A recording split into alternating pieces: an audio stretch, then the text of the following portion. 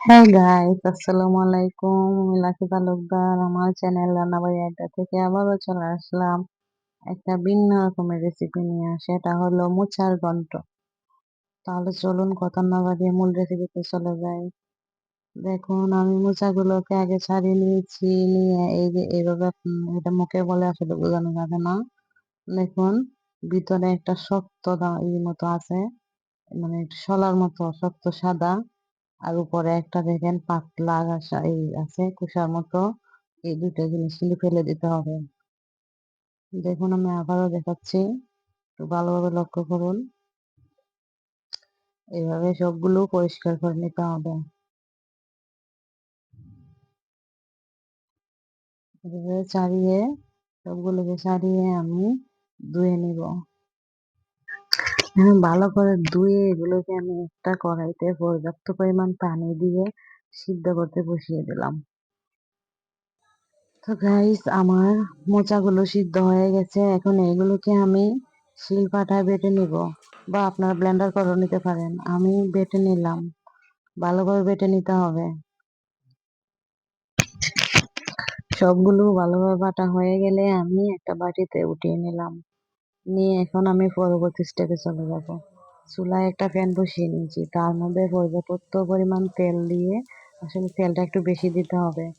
তেল দিয়ে পেঁয়াজ কুচি, 1 কাপ পরিমাণে পেঁয়াজ কুচি দিয়েছি। আর কাঁচামরিচ কুচি দিয়ে ভালোভাবে ভেজে নিব। একটু বাদামি কালার করে ভেজে নিতে হবে। বাদামি কালার করে ভেজে নিয়ে তার মধ্যে মরিচ গুঁড়া, হলুদ গুঁড়া আর ধনিয়ার গুঁড়া দিয়ে দিতে হবে। দিয়ে একটু পানি দিয়ে মশলাটা ভালোভাবে কষিয়ে নিব।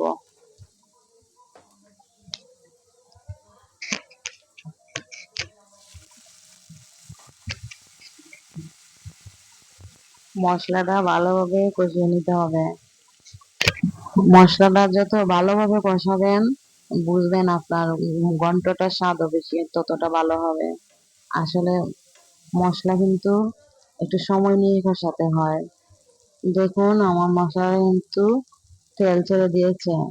তার মধ্যে আমার মশলা কষানো হয়ে গেছে। এখন এর মধ্যে আমি বেটে রাখা মোচাটা দিয়ে দিব।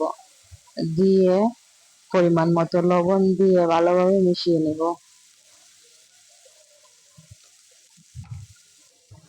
একটু হালকা হাতে মেশাতে হবে। এ পর্যায়ে আমি চুলার আঁচটা মিডিয়ামে রেখেছি। এখন আমি এর মধ্যে সামান্য পরিমাণ পানি দিয়ে সুন্দর করে এটাকে কষিয়ে নিব। মোচাটাকে আবার কষিয়ে নিব। এই দেখুন, ভালোভাবে মিশিয়ে এক পর্যায়ে আমি ঢাকনা দিয়ে ডেকে দেব।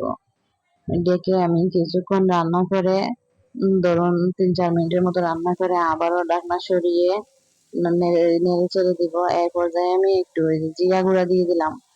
জিরাটা আমি প্যাকেটের জিরা দিয়েছি। আপনারা চাইলে আস্ত জিরা পাটায় বেটেও দিতে পারেন, বা এই কেনাটাও দিতে পারেন।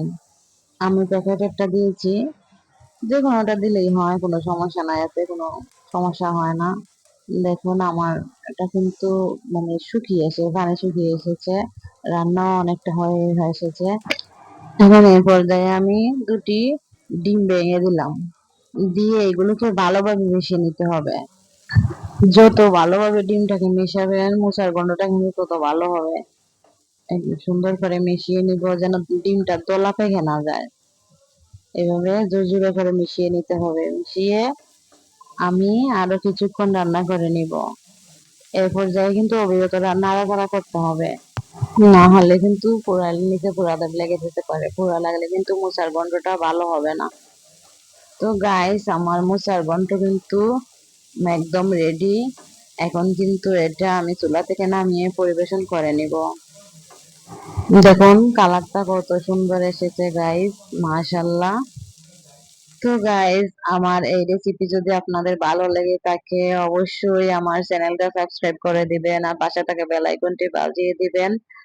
তো গাইস, আবারও দেখা হবে নতুন একটা রেসিপি নিয়ে। এই পর্যন্ত সবাই ভালো থাকবেন। আসসালামু আলাইকুম, আল্লাহ হাফেজ।